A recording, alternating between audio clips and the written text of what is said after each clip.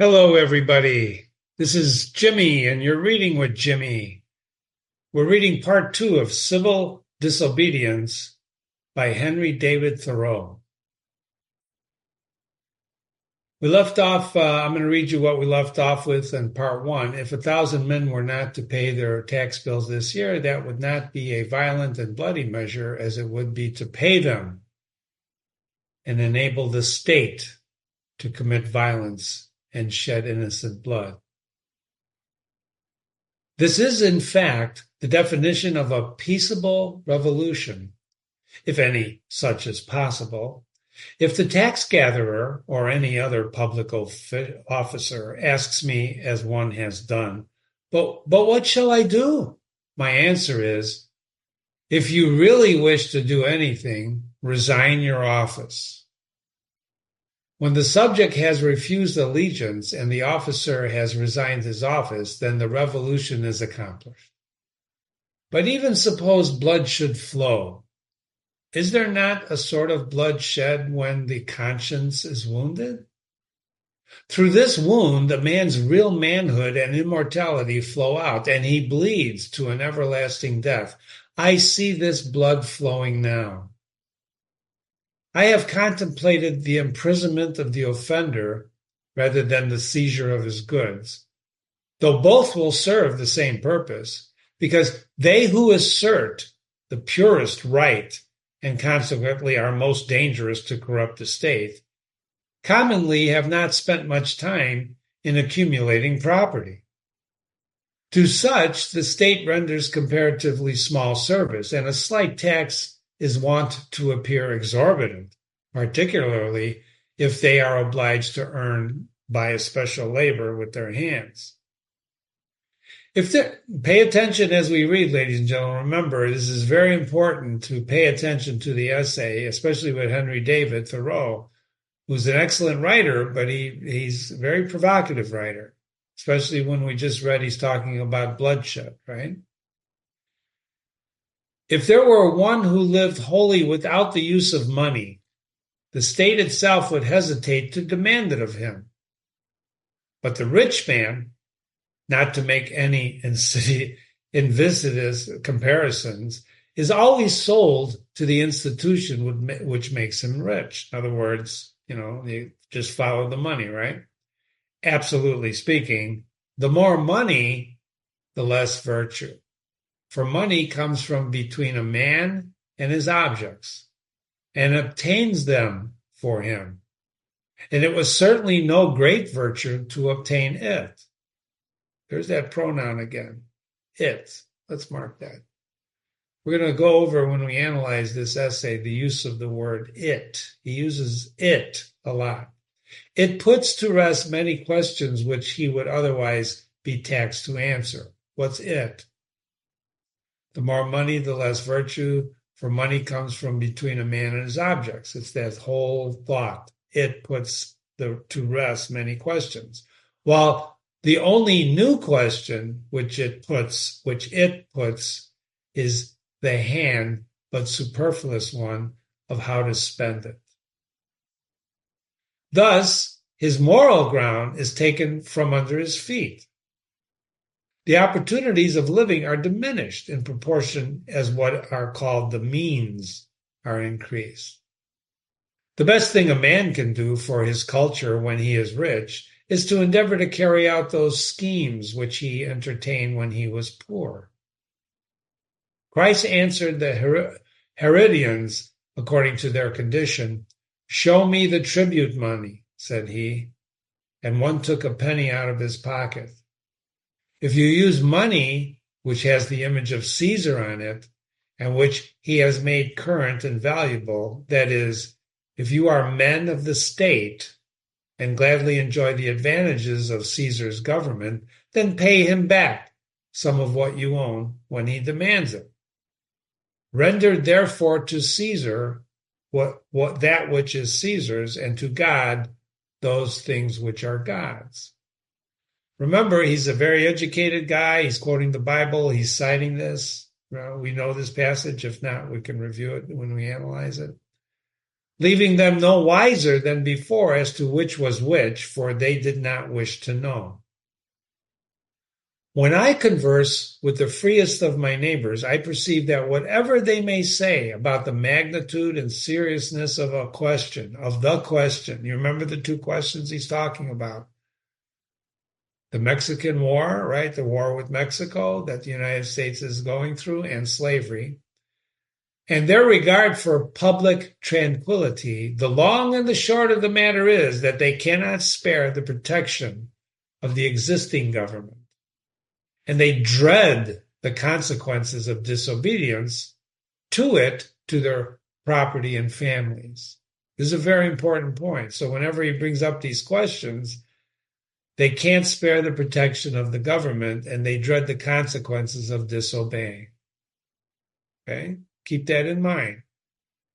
For my own part, I should not like to think that I ever rely on the protection of the state. But if I deny the authority of the state when it presents its tax bill, it will soon take and waste all of my property and so harass me and my children without end. This is hard. And this makes it impossible for a man to live honestly and at the same time comfortably in outward respects. It will not be worth the while to accumulate property. That would sure to go again. You must hire or squat somewhere and raise a small crop and eat it soon. You must live within yourself and depend upon yourself, always tucked up and ready to start and not have many affairs. A man may grow rich in Turkey even, if he will be in all aspects a good subject of the Turkish government. Confucius said, quote, if a state is governed by the principles of reason, poverty and misery are subjects of shame.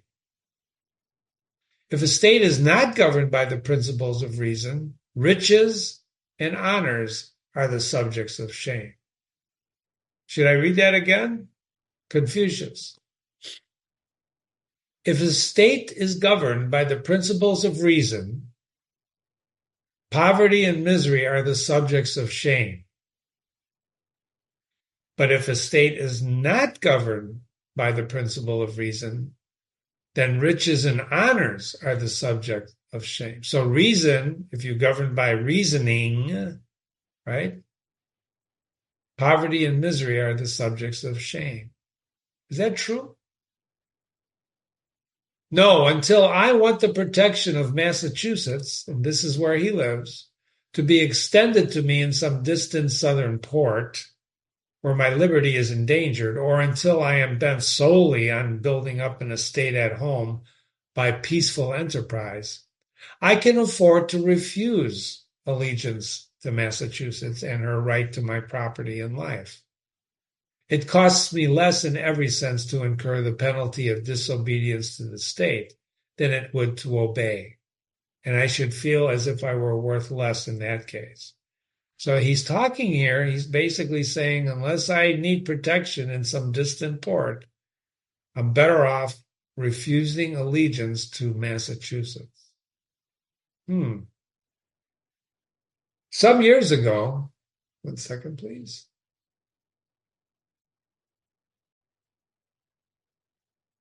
Sorry about that, ladies and gentlemen. Let's continue. This is hard. That makes it impossible for a man to live honestly and at the same time comfortably in outward respects.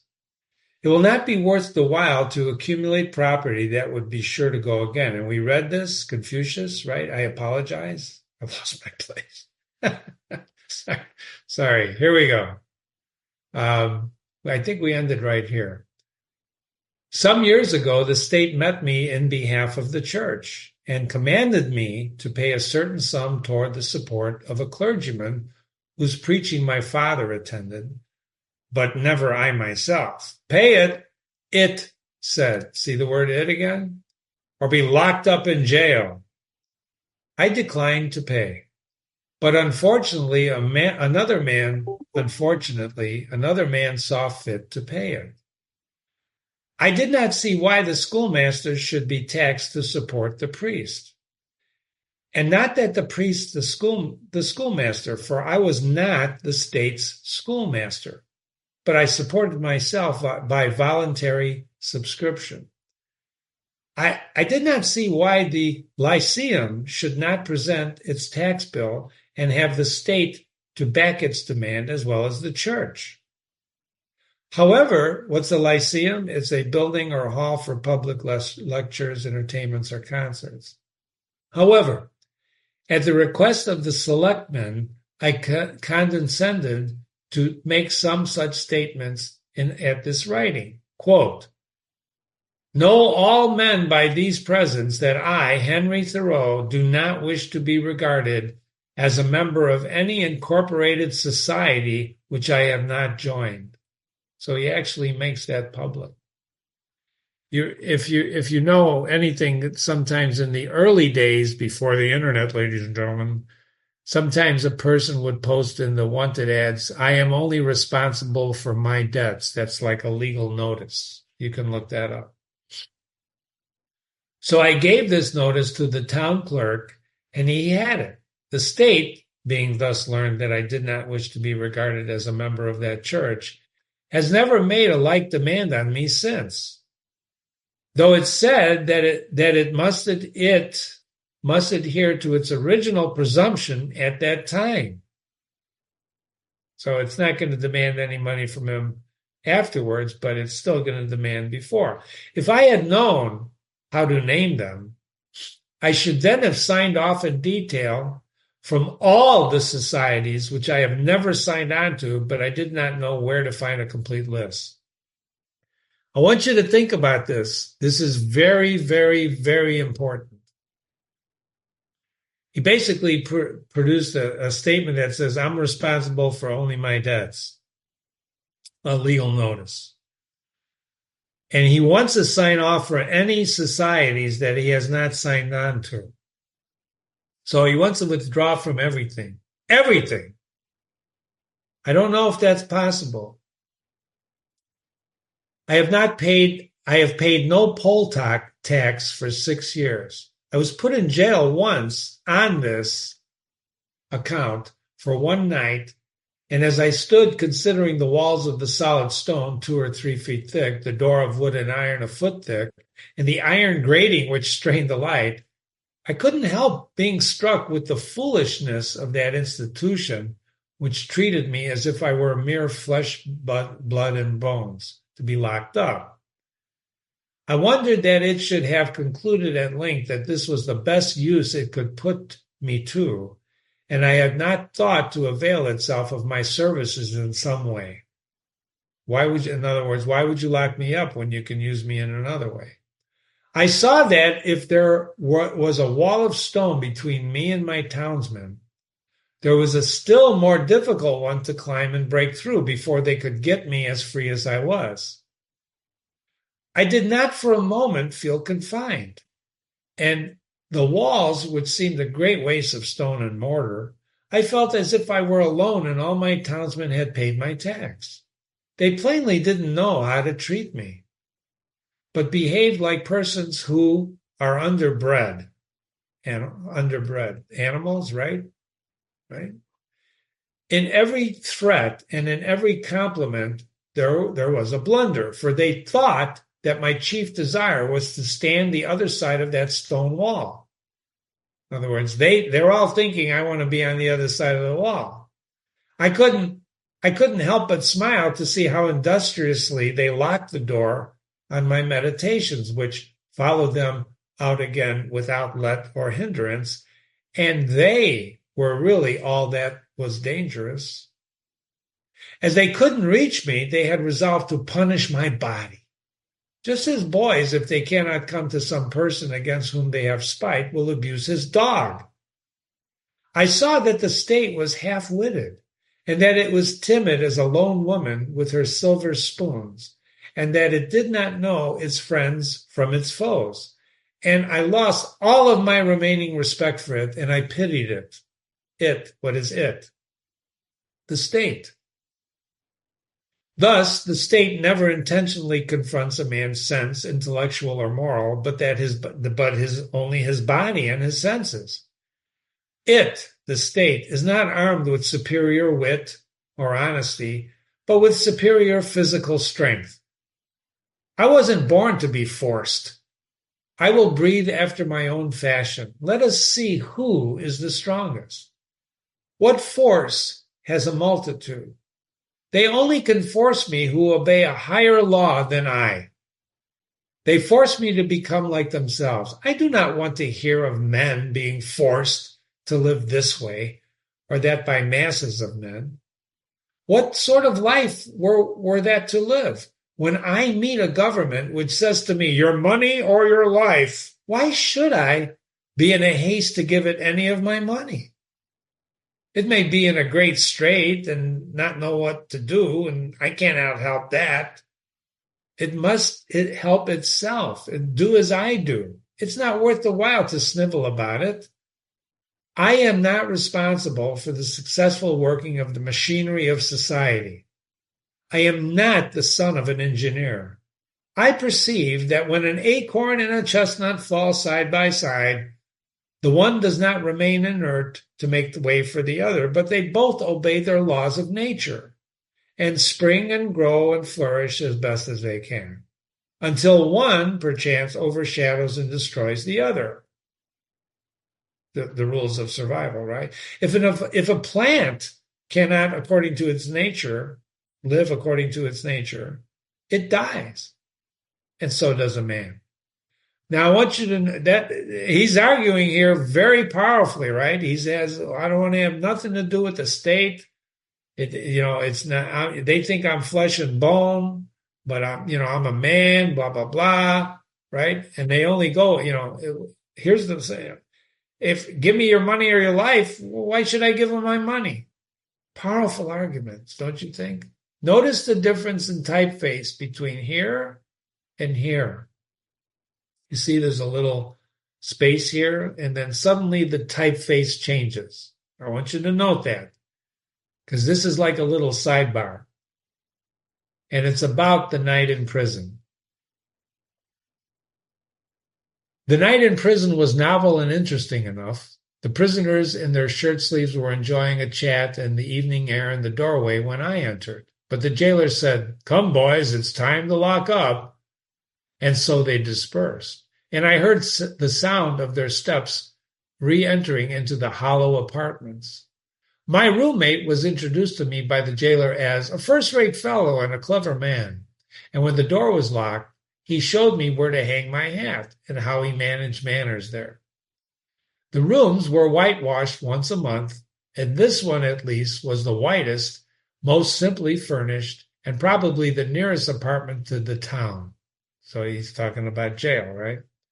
He naturally wanted to know where I came from and what brought me there. And when I had told him, I asked him in my turn how he came there, presuming that he was an honest man, of course, and as the world goes, I believed he was. Why, he said, quote, they accused me of burning a barn, but I never did it. As near as I could discover, he had probably gone to bed in the barn drunk, smoked a pipe, and so the barn was burnt. He had a reputation for being a clever man, had been there for some 3 months waiting for his trial to come on, and would have to wait much longer. But he was quite domesticated and contented since he got his board for nothing and thought that he was well treated. He occupied one window and I the other, and I saw that if I stayed there long, his principal business would be to look out the window. I had soon read all of the tracts that were left there, that's the graffiti, and I examined where former prisoners had broke out and where a gate had been sawed off, and I heard the various history of the various occupants of that room. For I found that even here there is a history and gossip which never circulated beyond the walls of the jail. Probably, this is the only house in the town where verses are composed. If you've ever been to a public restrooms, you know what we're talking about, right? People write poetry in restroom walls. which are, and I'm sure they do the same thing in prison. Jimmy hasn't been to prison, which are afterward printed in a circular form but not published. I was shown quite a long list of verses which were composed by some young men who had never been detected in an attempt to escape and who avenged themselves by singing them. I pumped my fellow prisoner as dry as I could for fear that I should never see him again. But at length he showed me which was my bed, and he left me to blow out the lamp. It was like traveling into a far country, such that I had never expected to behold and lie there for one night. It seemed to me that I never had heard the town clock strike before, nor the evening sounds of the village, for we slept with the windows open, which were inside the grating. It was to see my native village in light of the Middle Ages, and our Concord, Massachusetts, right, was turned into the Rhine stream, and visions of knights and castles passed before me. He's using his imagination, right, because the windows are open. There were voices of old burghers that I heard in the streets. I was involuntarily spectator and auditor of whatever was done and said in the kitchen of the adjacent village inn, a wholly new and rare experience to me. So he's listening in, he's eavesdropping, right, from his prison cell. It was a closer view of my native town. I was fairly inside of it. I never had seen institutions before. This is one peculiar institution, talking about his prison, right? And for it is a shire town. It's a town in itself. I began to comprehend what its inhabitants were about. In the morning, our breakfasts were put through the hole in the door in a small oblong square tin pans made to fit, and holding a pint of chocolate with brown bread and an iron spoon. And when they called for the vessels again, I was green enough, he was green enough, in other words, he was inexperienced, to return what bread I had left, but my comrade seized it, and he said that I should lay it up for lunch or dinner. Soon after, he was let out working at the haying in the neighboring field, whither he went every day, and he would not be back until noon. So he bade me goodbye, saying that he doubted if he should see me again. When I came out of prison, for someone interfered and paid the tax. Someone interfered, so he spent one night in jail. I did not perceive that great changes had taken place on the common, such as observed who went through in youth, and I emerged a tottering and gray-headed man. And yet, a change had, to my eyes, overcome the scene. The town, the state, and country, greater than any that mere time could effect. I saw yet more distinctly that the state in which I lived, I saw to what extent the people among whom I lived could be trusted as good neighbors and friends, and that their friendship was for summer weather only, and that they did not greatly purpose to do right, that they were a distant race from me by their prejudices and superstitions. You understand what he's saying there? He felt alienated. Alienated is the word. Prejudice as the Chinamen and Malays are, that in their sacrifices to humanity they ran no risks, not even to their property. That after all, they were not so noble that they treated the thief as he had hoped to be treated and hoped. They treated the thief as he had treated them, and hoped by a certain outward observance and a few prayers, and by walking in a particular strait through the useless path from time to time to save their souls. This may be to judge my neighbors harshly, for I believe that most of them are not aware that they have such an institution as a jail in their village.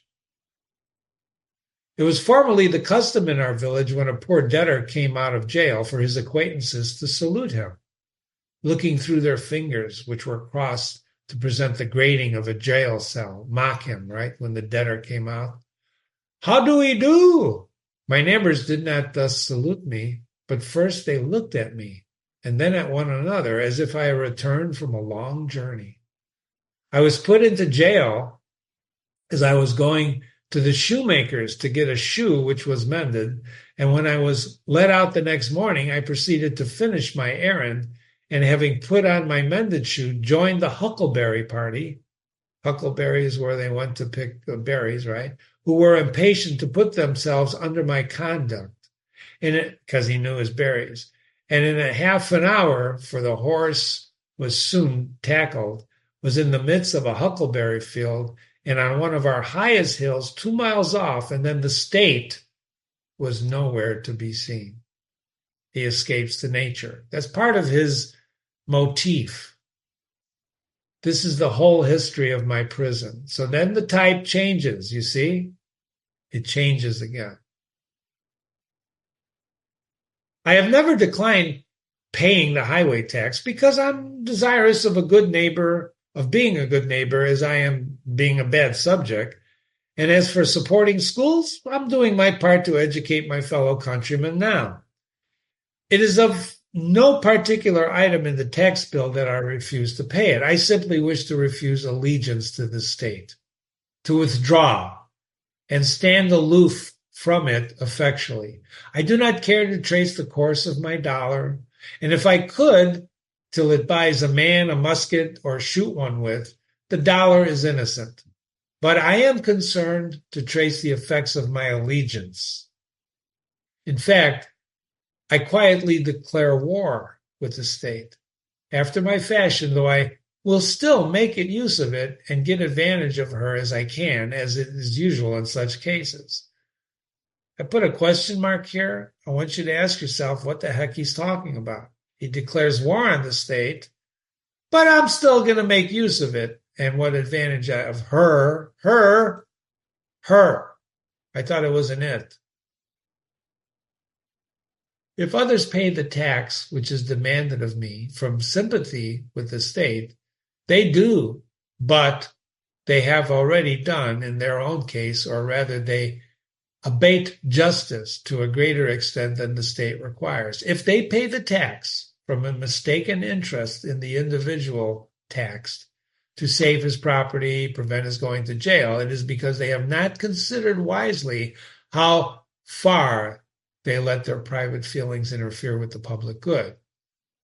This, then, is my present position at present. But one cannot be too much on his guard in such a case, lest his action be biased by obstinacy or an undue regard for the opinions of men.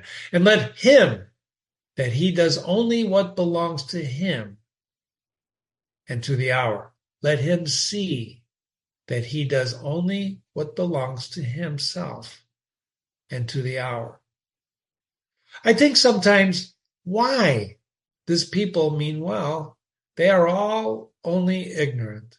They would do better if they knew how, but they're just ignorant. Why give your neighbors this pain to treat you as if they are not inclined to? Why hurt, in other words, why have somebody pay his debt? But then I think again, this is no reason why I should do what they do or permit others to suffer much greater pain of a different kind.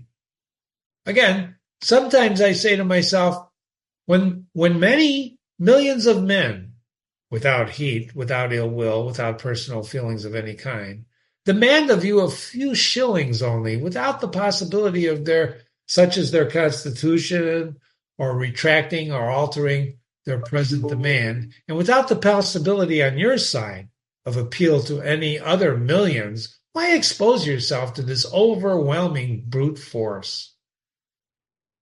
You do not resist cold and hunger, the winds and the waves, and thus obstinately you quietly submit to 1,000 similar necessities. He's arguing with himself here, so pay attention to his arguments. You do not put your head into the fire, but in just proportion as I regard this as not wholly a brute force, but partly as a human force, and consider I have relations to those millions, as to so many millions of men, and not mere brute force, but intimate things, I see the appeal as possible. First and instantaneously from them to the maker of them, to God. And secondly, from them to themselves. So he sees possibility of appealing to God or his fellow men. But if I put my head deliberately into the fire, there is no appeal to the fire or to the maker of the fire, and I have only myself to blame. And if I could convince myself that I have any right to be satisfied with men as they are, and to treat them accordingly, and not according to some respects to my requisitions and expectations of what they and I ought to be, well then, like the good Mussulman or fatalist, I should endeavor to be satisfied with things as they are and say it is the will of God. This is an important paragraph. Okay, if I put my head into the fire, if he protests, if he does civil disobedience, right? And above all, there is this difference between resisting this and a purely brute or a natural force, that I can resist this with some effect, but I cannot accept, like Orpheus, change the nature of the rocks, trees, and beasts. Who's Orpheus? Orpheus was a Thracian bard, legendary musician and prophet. He was also a renowned poet. He traveled with Jason and the Argonauts in search of the Golden Fleece and descended into the underworld to recover his lost wife, Eurydice. Okay, Orpheus. This is an allusion to Greek mythology. And Jimmy is reading myths on this website. So make sure we study Orpheus. If I haven't done it yet, I'll do it. I do not wish to quarrel with any man or nation. I do not wish to split hairs, to make fine distinctions, or set myself up as better than my neighbors. I seek rather, I may say, even as an excuse for conforming to the laws of the land.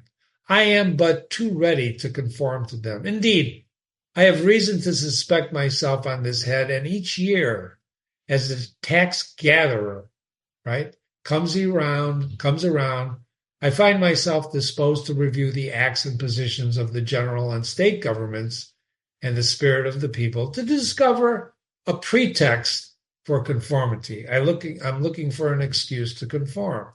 I believe that the state will soon be able to take all of my work of this sort out of my hands, and then I shall be no better a patriot than my fellow countrymen. Seen from a lower point of view, the Constitution, with all of its faults, is very good. The law and the courts are very respectable. Even this state and this American government are in many respects very admirable and rare things to be thankful for, such as a great many have described them. But, seen from a point of view a little higher, they are what I have described them, seen from a higher still, and that from the highest point, who shall say what they are, or that they are worth looking at or thinking of at all? But the government does not concern me much, and I shall bestow the fewest possible thoughts on it. It is not many moments that I could live under a government, or even in this world. It is not many moments that I live under a government, even in this world. And if a man is thought-free, fancy-free, imagination-free, that which is not, never a long time appearing to be to him, unwise rulers or reformers cannot fatally interrupt him. Double question mark. Read this again. Read this again. I know that most men think differently from myself. You think? If they think at all, right? But those whose lives are by profession devoted to the study of these and kindred subjects content me as little as any. Statesmen, legislators, standing so completely within the institution, never distinctly and nakedly behold it. I want you to think about this. There's an arrow. Statesmen and legislators standing so completely within the institution, never distinctly and nakedly behold it. Have you heard the statement, you can't see the forest for the trees? Have you heard that? So when you're involved in something, it's very difficult to see what you're involved in because you're involved in it. And that's what he's saying here. Legislators and statesmen, they're so completely in the institution, they don't behold the institution itself. And you know this, all you have to do is listen to the news, listen to politicians. You know this is true, right? You know this is true. They speak of moving society, but they have no resting place without it. They may even be men of a certain experience in discrimination, but yet they have no doubt invented ingenious and even useful systems for which we sincerely thank them. But, there's the but, all of their wit, usefulness lie within certain, not very wide limits. And they are wont to forget that the world is not governed by policy and expediency. They forget the world is not governed by policy and expediency. And ladies and gentlemen, you simply have to look around you today. And I don't know what date you're reading this, and you're going to understand what he just said. The world doesn't give a poop about policy or expediency, does it? Webster never goes behind the government, and so he cannot speak with authority about it. Daniel Webster, should look him up. His words are wisdom to those legislators who contemplate no essential reform in the existing government, but for thinkers and for those who legislate all the time, and he never once glances at the subject. I don't think he likes Daniel Webster too much. I know of those who serene and wise speculations on this theme would soon reveal the limits of his mind's range and hospitality, and yet, compared with the cheap professions of most reformers and the still cheaper wisdom and eloquence of politicians in general, his, Daniel Webster's, are almost the only sensible and valuable words, and we thank heaven for him. Comparatively, he is always strong, original, and above all, practical. Maybe he likes them. Still, there's the but, his quality isn't wisdom, but prudence. Now, there's a judgment. And remember, he's the first-person narrator. If you don't know what he's talking about, you got to read about Daniel Webster. The lawyer's truth is not truth.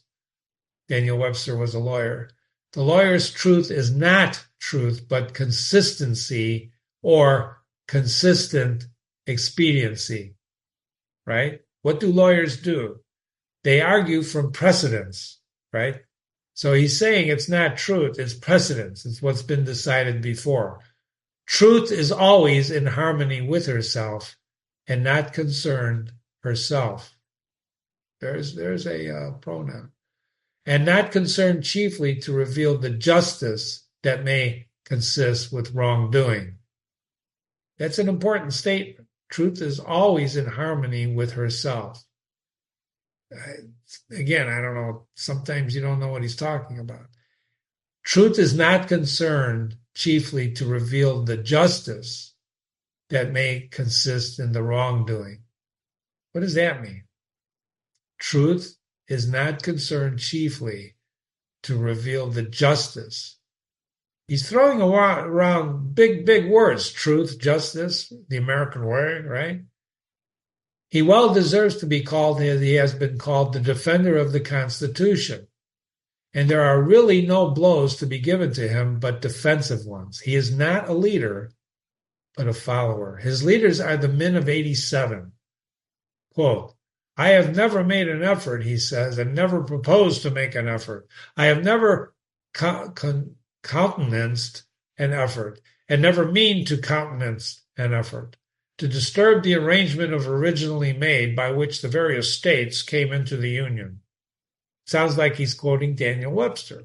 Can we look that up? Can you look that up? Still thinking of the sanction which the Constitution gives to slavery, right? This has been argued a lot, and that's why you fought the Civil War. He says, Daniel, because it is part of the original compact, let it stand.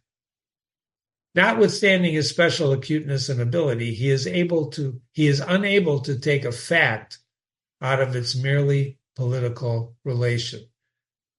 What, for instance, it behooves a man to do here in America today with regard to slavery, but ventures or is driven to make some such desperate answer as the following, which, professing to speak absolutely and as a private man, from which what new and singular code of social duties might be interfered? Quote, the manner, he says, in which the government of those states where slavery exists are to regulate it is for their own consideration, under which their responsibility and their constituents, through the general laws of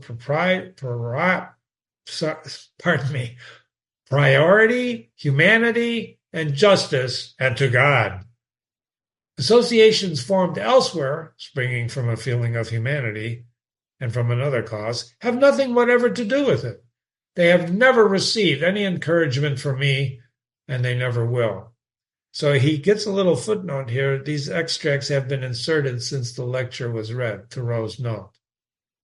So Daniel Webster is saying the Constitution allows for slavery, and who is he to say it shouldn't?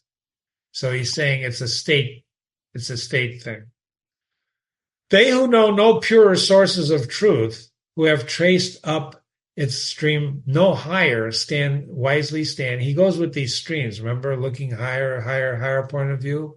Stand by the Bible and the Constitution, and they drink at it with the reverence and humility, but they also behold where it becomes trickling into this lake or that pool. They grit up their loins once more, and they continue their pilgrimage toward its fountainhead. This is very flowery language. It's a metaphor, right?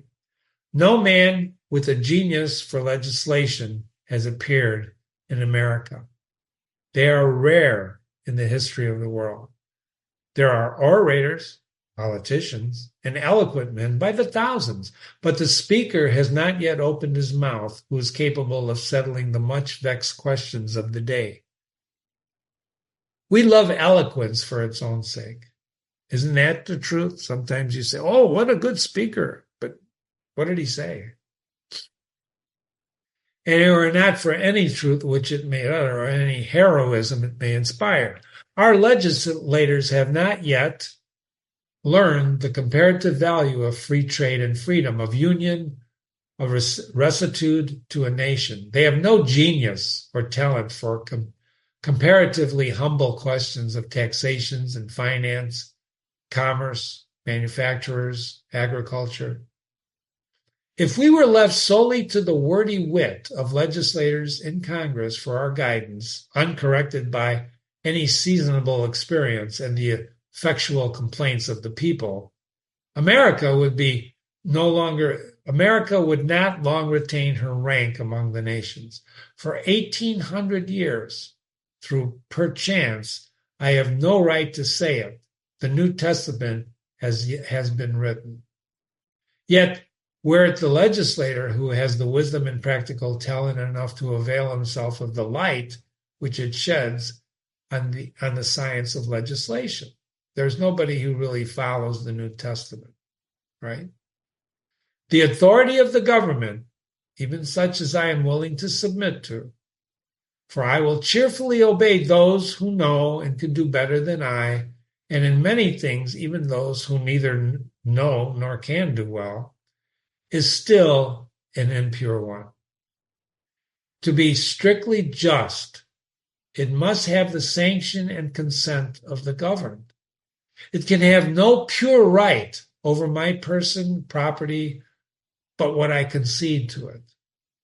The progress from an absolute to a limited monarchy, from a limited monarchy to a democracy, is a progress toward a true respect for the individual. Should I repeat that?